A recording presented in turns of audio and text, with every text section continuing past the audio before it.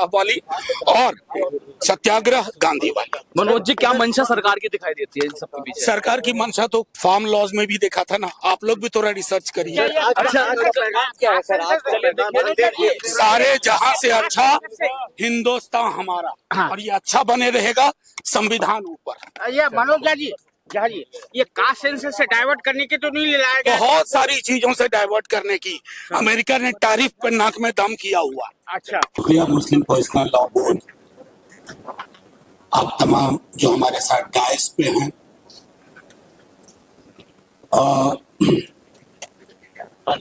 ये सियासी झंडों की लड़ाई हो ही नहीं सकती, इसलिए मैं बहुत शुक्रिया अदा करता हूँ मुस्लिम पर्सनल लॉ बोर्ड का, क्योंकि मुश्किल वक्त में कई लोग रहनुमाई का ढोंग भी करते हैं, उन्हें भी पहचानना बहुत जरूरी है।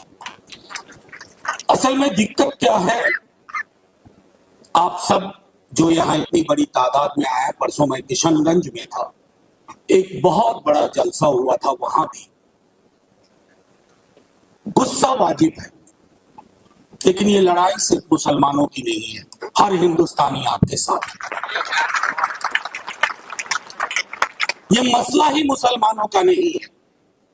आर्टिकल 26 का अगर मिस इंटरप्रिटेशन आज वक्त के लिए हुआ है, तो कल किसी और चीज के लिए होगा और लोग हाशिए पे खड़े रहेंगे, इसलिए ये चुप रहने का भी वक्त नहीं है। दिक्कत क्या है ना, जिसने इस मिट्टी से मोहब्बत नहीं की, वो इस मिट्टी के मिजाज को समझ ही नहीं पाया। ये अद्भुत मिट्टी है।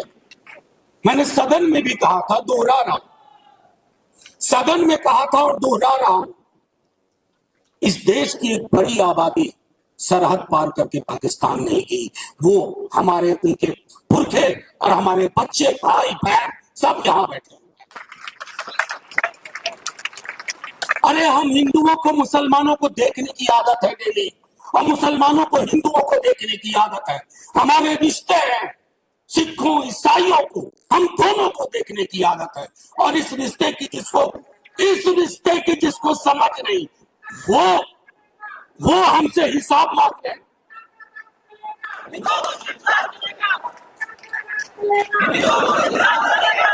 और देखिए हमसे हिसाब कौन ले रहे हैं।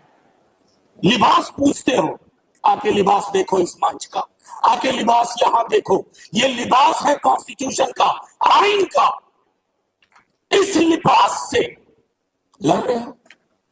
ये लड़ाई सीधे तौर पर जुल्म और इंसाफ के बीच की लड़ाई है, और जो हमारे साथ नहीं है वो जुल्मियों के साथ सीधे तौर पर। अभी तो 3-4 मुद्दों पर थोड़ा रिलीफ दिया है माननीय सर्वोच्च न्यायालय, उनका बहुत बहुत शुक्रिया, बहुत बहुत शुक्रिया। लेकिन कई मसले हैं, 40 सेक्शन, सब सेक्शन, क्लॉजेस, जिसमें हमें क्लैरिटी चाहिए, डाइल्यूशन नहीं चाहिए। ये सारी चीजें हमें समझनी होगी, और यकीन मानिए कई साथियों ने, उस्मानी साहब ने भी कहा, कई ने कहा, उकसाने की बड़ी कोशिश होगी, रंगा सियार बन के लोग बीच में बैठ जाएंगे, उनसे होशियार रहना है। ये लड़ाई मिलके ही लड़ी जाएगी और मुकम्मल अपनी मंजिल हासिल की जाएगी। पंक्चर बनाते हैं, अब्दुल भी बनाता है, अमरिंदर भी बनाता है, लेकिन यहां का भी पंक्चर ठीक करता है। देश को पंक्चर करके रख दिया आपने, देश को पंक्चर कर दिया। इकोनॉमी पंक्चर है, सामाजिक ताना बाना पंक्चर है, सारे पंक्चर ठीक किए जाएंगे। असल में साइकिल पे चले नहीं ये लोग, मर्सिडीज में ही पैदा हुए थे। साइकिल पे चला हूं, पूरा विद्यार्थी जीवन साइकिल पे काटा, तभी सिंबल भी नहीं था समाजवादी पार्टी का साइकिल। आपका करार गांधी, नेहरू, मौलाना आजाद से था, उस करार को जो तोड़ेगा तो तख्त को ताबूत बनते देर नहीं लगती।